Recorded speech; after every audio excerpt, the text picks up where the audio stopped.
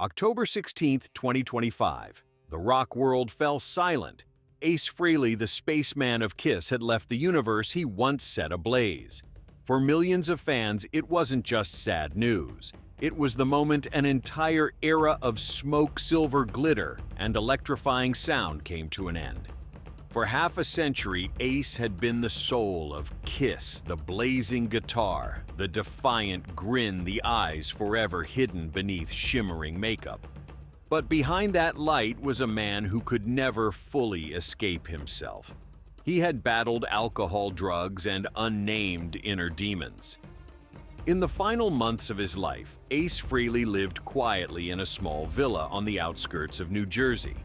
People said that every night before going to bed, he spent an hour inside a secret room beneath his basement. That room didn't hold medals or platinum records. It held something far more personal, unreleased song drafts, the dark secrets of Kiss, and the fragments Ace had spent a lifetime hiding. So what secrets were really buried inside Ace Frehley's home? On October 16, 2025, the rock world was shaken to its core when news broke that Ace Frehley, the legendary guitarist of Kiss, had passed away at the age of 74. He took his final breath in Morristown, New Jersey after more than a week battling complications from a cerebral hemorrhage caused by a fall in his private recording studio. At first, Ace reassured fans that it was just a minor accident, but within days his condition worsened. Doctors were eventually forced to place him on life support. For nearly 2 weeks, he lay surrounded by family and close friends as the faint sound of a Les Paul guitar played from the next room, the same sound that had accompanied him for more than half a century. In truth, Ace's health had been declining for months. He had canceled numerous shows on his 2025 tour, citing health issues that needed monitoring, yet he continued to spend long hours in the studio, determined to finish Origins Vol. For a project he believed would send the Spaceman back to the sky. Those close to him said he had grown tired, quiet, and forgetful, but he remained unwavering in his promise, "I'll play guitar until my last breath." And indeed, he kept that promise. When news of Ace's passing spread, millions of fans across the world lit candles in remembrance, sharing images of him in his silver costume, wielding his smoke-shooting Les Paul, the immortal symbol of the Spaceman. His longtime bandmates Paul Stanley and Simmons of Kiss expressed profound grief, calling Ace the irreplaceable soul of Kiss, and declaring that he will forever be a part of the band's legacy. For the rock community, Ace Frehley's death was not only the loss of a legendary guitarist, but also the closing of a golden era, a time when music, fire smoke, and dreams merged into one. And somewhere in the vastness of space, people still believe that the Spaceman continues to soar, carrying his guitar sound beyond the stars. Ace Frehley, whose real name was Paul Daniel Frehley, was born on April 27, 1951 in the Bronx, New York, into a modest family where music was the heartbeat of the household. His father, Carl, was an electrical engineer who played the church organ, while his mother, Esther, filled their tiny apartment with soft piano melodies every Sunday evening. Inside their small home on Marion Avenue, the blend of instruments and voices nurtured the young boy's soul. He once said, "I grew up in a tiny apartment, but music made that place feel as big as the universe." Perhaps that was when, deep inside the Bronx boy's mind, the dream of escaping his small world first began to take shape. Ace's teenage years were far from peaceful. He was expelled from school twice for fighting and got caught up in the street gang culture, a world of cheap booze, crackling radios, and broken dreams. Then came the electric guitar his father gave him at 13, his only way out. Ace practiced until his fingertips bled, teaching himself every chord, every note. His friends nicknamed him Ace because he always managed to get himself out of trouble, and that name stayed with him for life, a symbol of grit, adaptability, and the unbreakable spirit of the Bronx kid he once was. By 16, Ace was performing in bars and small clubs around New York, playing anywhere that would let him be heard sometimes just for the thrill of that first round of applause. Night after night, he returned home at dawn despite his parents' objections. His father wanted him to become an engineer. His mother only wished for a stable life for her son.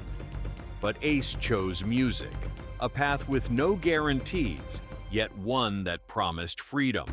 And that very choice carried the boy from the Bronx all the way to the blazing stage of Kiss, where he became the Spaceman who set the rock world on fire. In the early 1970s, when the echoes of Woodstock still lingered in the American sky, Ace Frehley was wandering among nameless bands in the dimly lit bars of New York. He played anywhere there was a stage and an electrical outlet, basements, warehouses, even abandoned ballrooms. But wherever he went, his guitar made people stop, wild, distinct, and seemingly from another world. Then, one morning in January 1973, he saw a small ad in the Village Voice about a band looking for a guitarist influenced by Led Zeppelin and The Who. Ace knew this was fate calling. He grabbed his silver Gibson Les Paul, carried a rusty amplifier, and made his way to a basement at 10 East 23rd Street. There, amid smoke and flickering lights, he met Paul Stanley, Gene Simmons, and Peter Criss. When Ace plugged in and struck the first chord, the room exploded. "We just met someone from another planet," Paul Stanley exclaimed. From that moment, Kiss was born, not just a band, but a declaration for a generation that dared to live, to dream, and to burn bright. From the very beginning, Ace became the creative soul of the group. He designed the lightning bolt SS logo, the eternal emblem of Kiss, and created the character the Spaceman with his silver suit, metallic gloves, and blue-tinted makeup, reflecting his love of science fiction. While Paul Stanley and Gene Simmons wrote about love and lust, Ace took listeners on cosmic journeys, speaking of loneliness and freedom in the void of space. Songs like Cold Gin Parasite, Strange Ways, and Rock Bottom all bore his mark, guitar riffs thick, sharp, and untamed like thunder. On stage, Ace didn't just play, he performed. His guitar smoked and fired pyrotechnics. Each chord sounded like a rocket launch. The audience had never seen anyone play like him, fierce yet dreamy, as if trying to leave Earth behind.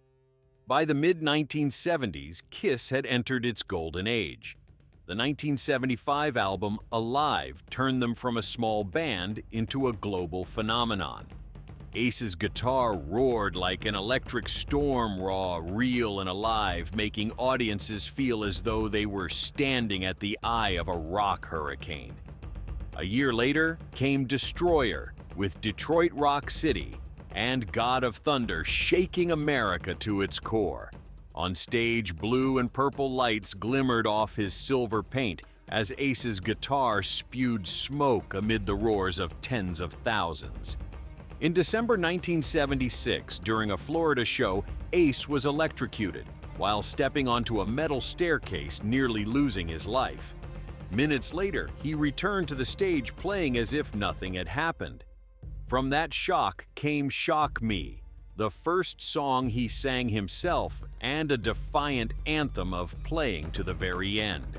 When his solo album Ace Frehley dropped in 1978 with the hit New York Groove, he became a true symbol of freedom. A Bronx kid who had left the Earth, flown into space, and returned to embrace the city lights where it all began. After the 1978 peak, the glory of Kiss began to waver. The pressure of fame, endless tours, and creative conflicts turned the band's atmosphere suffocating. Ace Frehley, the man who once lit up stages with his guitar, began to feel trapped behind his own silver mask. While Paul Stanley and Gene Simmons pushed Kiss toward a more commercial, polished image, Ace stayed loyal to the gritty, fiery rock of his Bronx roots. He spoke less during meetings and appeared less often in the studio. "We're losing our soul," he whispered in an interview before quietly walking away. By 1982, after years of exhaustion and disputes, Ace officially left Kiss. The media dubbed him the astronaut, leaving the mothership a metaphor as tragic as it was accurate. After leaving the band, Ace virtually disappeared from the rock scene. He retreated to a small house in Westchester County, built a basement studio, and spent hours experimenting with new sounds. In 1984, he returned with a solo project called Frehley's Comet.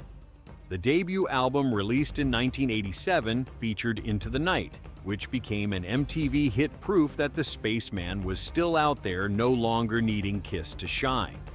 2 years later, he released Second Sighting and Trouble Walkin' 1989, cementing his identity as a true independent artist. No fireworks, no silver paint, just the raw guitar tone and raspy voice that had once captivated millions. In 1995, Kiss invited him back for the Alive Worldwide tour. At first, Ace declined, but eventually agreed. "I just want to stand beside them one more time to feel that energy again." The 1996 to 1997 tour became a global phenomenon, with millions of fans brought to tears when Ace appeared in his old silver suit, holding his familiar Les Paul. And when Shock Me echoed through the arena, it felt as though the entire rock world had come alive again. After the tour, Ace chose to leave the group once more, this time without conflict, just a gentle farewell. "I think I've completed my final flight with them."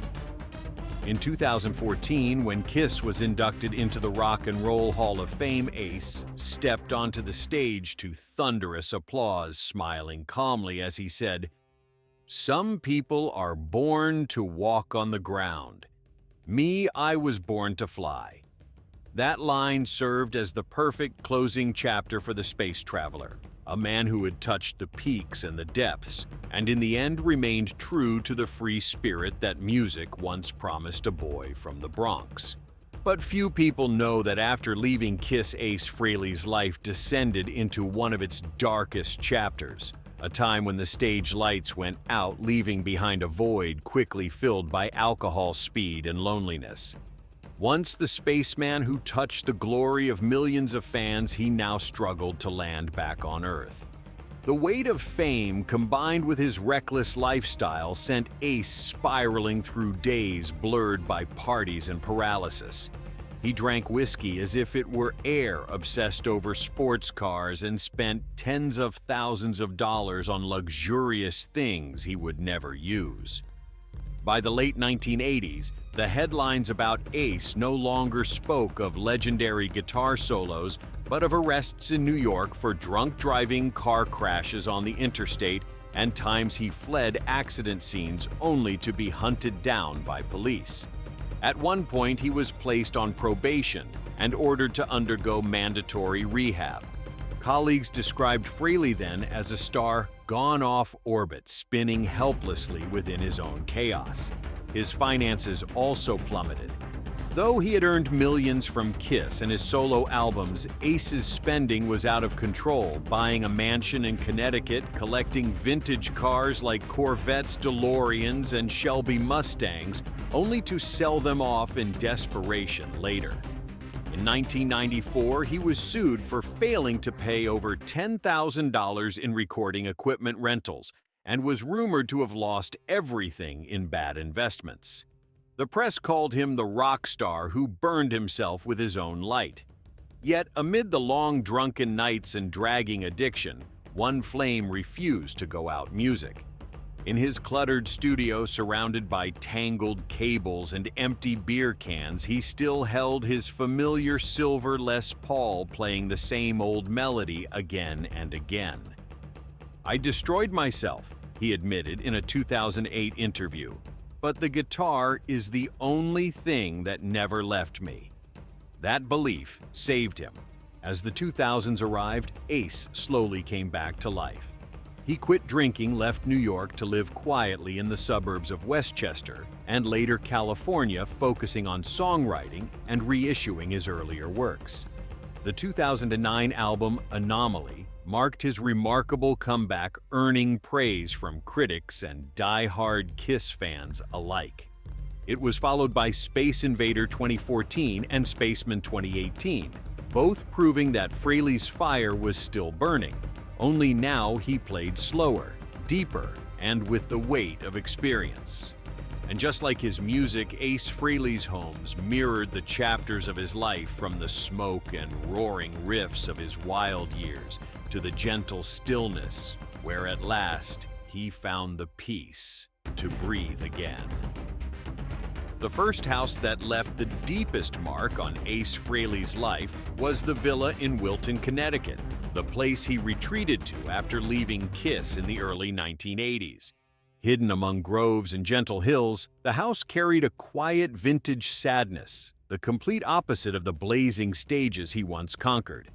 There he built a small basement studio and a wine cellar, where he spent hours playing, recording, and sipping bourbon under dim yellow light. Friends recalled that Ace often sat alone in the middle of the night playing his guitar while staring out the window, saying, "The sound in my head never stops." The Wilton house wasn't large, but it was where he lived most truthfully, no longer the spaceman, just a man trying to find himself again. By the late 1990s, he sold the house and used the profit to invest in New York real estate, a move that seemed to mark a new beginning, but instead opened a turbulent, unforgiving chapter. When his solo career began to recover, Ace moved to Yorktown, Westchester County, New York, and bought a house he proudly named Space Manor. It was a massive structure of nearly 6,000 square feet, with 5 bedrooms, 7 bathrooms, a large garage for his vintage car collection, and most importantly, a recording studio built beneath the basement. Inside Space Manor, everything reflected Ace's personality: silver-painted walls, blue and purple LED lights along the ceiling, and dozens of guitars hanging like exhibits in a miniature rock museum. It was here that he composed and recorded 2 of his most important solo albums, Anomaly 2009 and Space Invader 2014.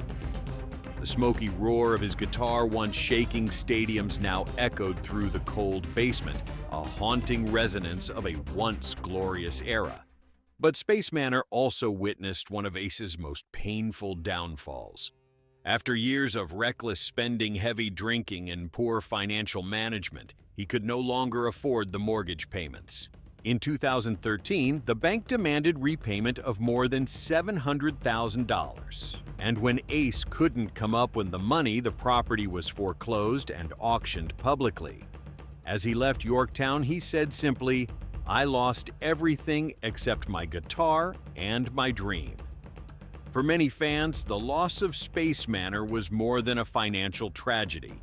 It symbolized the moment when a man who once soared highest in the rock world came crashing back to Earth with nowhere left to stand. But the spaceman never stopped flying. After years of rebuilding his life, Ace Frehley left New York and chose Sparta, New Jersey as his final landing place. Amid the lonely trees surrounding Lake Mohawk, his 6,000-square-foot silver mansion looked like a stranded spaceship lost in the woods. The 3,000-square-foot basement had been transformed into Space Station Studios 2, the final recording room of his life. Everything inside reflected his cosmic obsession: silver-coated walls, pale green neon lights casting a glow over aging amplifiers, and dozens of guitars hanging silently on the walls like a retired battalion. At the center of the room stood a dark wooden desk, corners worn stained with cigarette burns and coffee rings, where Ace sat every night, eyes sunken, left hand holding a pen, right hand trembling over the strings. When he passed away, his family discovered a black leather notebook in the desk drawer embossed with the words "Mission Control."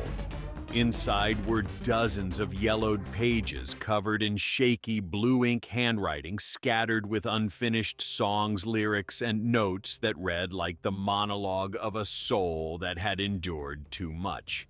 Some pages were streaked with dried blood, others torn out, leaving jagged edges behind. On the very first page, one trembling line stood out like a final confession. If they're going to rewrite history, at least let me tell my part of it. The deeper they read, the more chilling the revelations became. In an entry dated 2023, Ace wrote, "I created the KISS logo. Those lightning bolts were mine. They signed the papers I was cut out. I believed in brotherhood until I saw the new contract my name wasn't there." Another page described a moment when he almost signed away the rights to his Spaceman image. They said it was just a drawing, but that was me. They tried to buy my face for $25,000. I refused. A week later, my royalties were gone. Near the end, his handwriting grew weaker, slanted like a fading pulse. KISS never broke up. They only changed the masks. Every time one left, another soul slipped in. But the real soul, the Spaceman, never left the ship. Family members said that just days before his death, Ace was still sitting alone in the studio. As cold wind hissed through the door cracks, the notebook opened beside his silver Les Paul. The green light glowed across his face, making him look as if he were suspended in infinite space. He played a short riff, just 3 chords, and whispered, "They'll know soon." It was the last time anyone heard his voice. When the police arrived, the notebook was still open, the guitar resting on the chair, its 4th string still faintly vibrating. No one knew what he had meant to tell the world, only that a few days later, Mission Control vanished from the scene. No copies, no recordings. All that remained was a short riff echoing from an unsaved hard drive, the final sound of the Spaceman drifting endlessly into the cosmos, where perhaps only he could hear the answer. And just like his homes, Ace's passion didn't stop at music. It extended into another universe where speed metal and the roar of engines became the new rhythm of his life, his cars. The first car Ace ever drove himself was a 1970 silver Corvette Stingray, its metallic gleam perfectly matching the shine of his Spaceman stage suit, as if he carried the entire cosmos with him every time he pressed the accelerator. He later bought a Cadillac Eldorado convertible, a luxurious American classic made for late-night drives under neon lights with the sound of his guitar echoing in the background. Then came a Porsche 911 Turbo, the symbol of power and precision, a car that balanced speed and control just as Ace balanced chaos and mastery in his music. Not stopping there, he added a 1978 Chevrolet Camaro Z28, a bold, muscular car that he often used as a prop in album photo shoots to portray the image of the Spaceman among the stars. The Camaro stood out with its V8 engine, sharp contours, and silver paint that reflected light like a stage spotlight, a perfect fusion of speed rock and individuality. Ace once said, "I don't drive cars, I perform with them. It's just like being on stage only without the audience." In the 1990s, as the stage lights dimmed, Ace found another joy beyond music, collecting vintage cars, a passion that satisfied both his nostalgia and his enduring thirst for speed. He was especially fond of the 1967 Mustang Fastback, a long-tailed coupe symbolizing freedom and raw American strength. Alongside it were a Plymouth Roadrunner, loud, wild, and full of energy, just like his rock style, and a classic Chevrolet Bel Air from the 1950s, which reminded him of the Bronx, where a poor boy first fell in love with steel and engines. In his Yorktown garage, nearly 10 cars stood silently in a neat row, like a miniature museum, each one polished by time and memory. The centerpiece was the Camaro he named Shock Me, painted silver with streaks of electric blue lightning embodying the spirit of the hit song that once electrified thousands. and in the corner sat his oldest Corvette, no longer shiny, far from perfect, yet the most loyal companion through all his years of turbulence. Ace once said, "That's the only thing that never betrayed me." However, Ace Frehley's passion for speed didn't just bring him freedom, it also dragged him into a whirlwind of trouble and scandal. Throughout the 1980s, the name Spaceman often appeared in the press not because of his music, but because of his movie-like driving incidents. He was repeatedly caught driving under the influence, and once even tried to outrun the police on a New York highway in a chase that became the talk of the entire city. The most infamous incident happened in 1984 when Ace was behind the wheel of his DeLorean DMC-12, the same legendary model featured in Back to the Future. He sped over 160 km/h before being pulled over by police. During the chase, he was accused of hitting several vehicles and driving the wrong way on the Bronx River Parkway. When he appeared in court, he simply smiled and said, "I didn't think I was going that fast." The press dubbed him the rock star who could fly without a spaceship, while fans turned the story into legend, calling Ace's DeLorean a broken spacecraft stranded on Earth. After that episode, he wrote Rock Soldiers, a confessional track, where Ace admitted he had once fallen to speed and intoxication. But the troubles didn't end there. In 2009, well into his 50s, Ace was involved in a minor accident in Westchester while driving his BMW M6. Though he wasn't injured, he later admitted to having drunk alcohol before getting behind the wheel. The incident led to a one-year suspension of his driver's license and marked a turning point that forced him to confront himself. From that moment on, Ace began a serious journey toward sobriety. He withdrew from parties, spent more time in the studio, and focused entirely on his music. Friends said that after 2010, Ace changed, completely more disciplined, calmer, yet still deeply in love with speed. The difference was that instead of flooring the gas pedal on highways, he drove through music, every guitar note carrying the heartbeat of a man who had learned to survive his own storm. In his final years, Ace kept his daily habit of driving himself to the studio each morning. He loved the feel of his 2015 Chevrolet Suburban, spacious, quiet, and perfect for listening to his new recordings on the road. Friends said that even in his 70s, he insisted on washing his own car, adjusting the mirrors, polishing the dashboard, and playing his own songs as he drove usually New York Groove or Rocket Ride. To afford such a collection of classic cars and luxury items, Ace Frehley's income was certainly substantial. Yet despite having earned millions from Kiss in his solo career, he was never known as a man who managed his money wisely.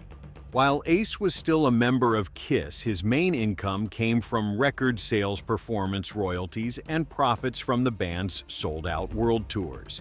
In addition, he received a share of the massive merchandise revenue, the silver masks, t-shirts, dolls, and guitars featuring the Spaceman image that brought the band tens of millions of dollars.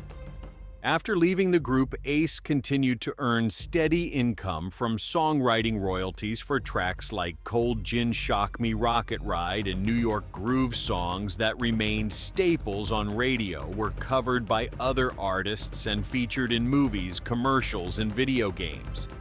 New York Groove alone, more than 4 decades after its release, still earned him tens of thousands of dollars each year. He also received a percentage from image licensing every time Kiss reissued a product using the Spaceman likeness. Ace was paid a fee, even though he was no longer an official member of the band. Beyond royalties, Ace had personal sources of income: solo albums, books, and nostalgia tours. His memoir, No Regrets. 2011, written with Joe Layden, made the New York Times bestseller list thanks to its raw, honest storytelling, earning him hundreds of thousands of dollars and revitalizing his name in the public eye. In 2018, he signed an exclusive deal with E1 Music, receiving over $500,000 for two solo albums, Spaceman 2018 and Origins Volar 2 2020. He also took part in KISS reunion tours. Each guest appearance on the End of the Road tour reportedly brought him around $40,000 per night, not including travel allowances. Ace also profited from auctioning his memorabilia tour posters, signed Les Paul guitars, and his original 1977 Spaceman costume, which sold for nearly $40,000. Some of his songs, like Shock Me, were featured in the video game Guitar Hero, while New York Groove was used by Apple in a commercial campaign generating even more royalties. Yet, by the end of his life, Ace's net worth was estimated at only around $1 million, a modest figure compared to Gene Simmons' estimated $400 million or Paul Stanley $200 million. The reason lay not in a lack of talent, but in his extravagant lifestyle and poor financial management, lavish spending, vintage car collecting, failed real estate investments, and years of unresolved tax debt. He lost his Yorktown, New York mansion after defaulting on the mortgage and missed multiple recording deals due to health problems and alcoholism. In his later years, Ace chose a simpler life, stepping away from the spotlight, keeping only a small house in New Jersey, and living off royalties reunion tours and selling KISS memorabilia to devoted fans. From a star who once soared through a glittering universe, he ended his journey quietly, yet stayed true to his lifelong promise, "I'll play guitar until my last breath." Still, Ace Frehley quietly devoted a part of his life to charity work, especially after overcoming alcoholism and finding his way back to stability. In the early 2000s, Ace began performing at fundraising events across New York and New Jersey. These shows weren't held in packed arenas, but in small theaters, vintage bars, and local community clubs, places where he played guitar with everything he had left in his heart, raising money for rehab centers and organizations helping young people struggling with addiction. He once told a reporter, "I don't just play for them to listen, I play so they'll believe they can keep living." He didn't stop there.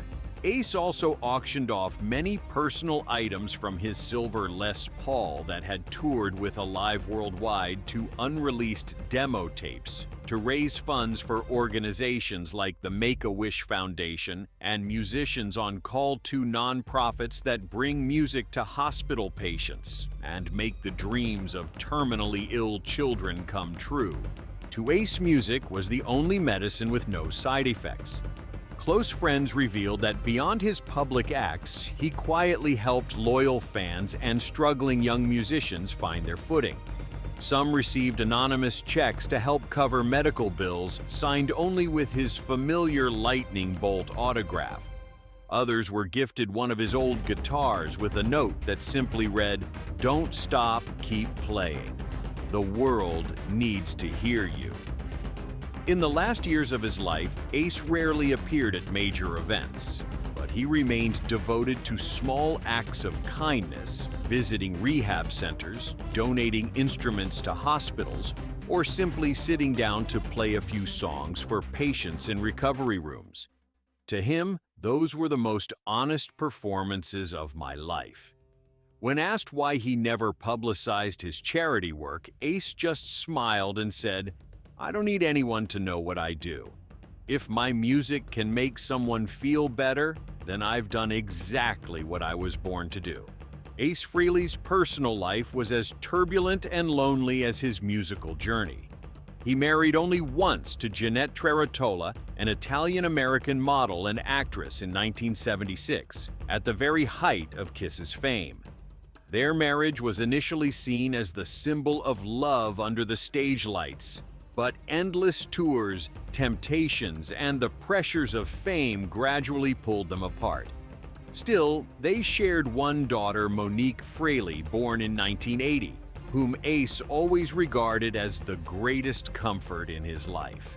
He even had the letters AC tattooed on his wrist, standing for Ace and Monique, as a reminder that no matter how far he traveled, one unbreakable bond would always remain.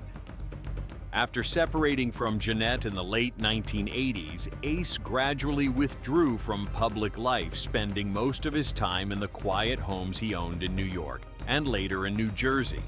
Though he had a few brief relationships with models and artists from the rock scene, he never remarried, choosing instead a solitary life devoted to music, vintage cars, and his recording studio. Friends said that sometimes in the middle of the night, Ace would call his daughter just to ask, "Do you still listen to your father's music?" In his final years, Jeanette and Monique remained close to him on many special occasions and were also the last ones by his side when he took his final breath. For many fans, that felt like a fitting ending. A man who had lived his entire life for music, finally leaving this world in the embrace of the one thing he never truly lost: his family. Though Ace Frehley is gone, his legacy continues to live on through time. It isn't just in the roaring riffs, the classic albums, or the blazing image of the Spaceman standing amid fire and smoke, but in the unbreakable spirit of an artist who dared to fall, dared to rise, and dared to live fully for his music. His guitar, sometimes wild, sometimes tender, still echoes across stages, recording studios, and in the hearts of those who grew up with Kiss. Somewhere out there in the cosmos, perhaps that spaceman is still playing his song, flying past the very stars he once sang about. If you've ever loved Kiss, or if you've just discovered Ace Frehley through this story, share your thoughts below. Which Ace song means the most to you? Shock Me New York Groove or Rock Soldiers? And if the story touched you, hit like to help keep Ace's legacy alive, and subscribe so you won't miss the next episodes in this series celebrating the immortal legends of rock.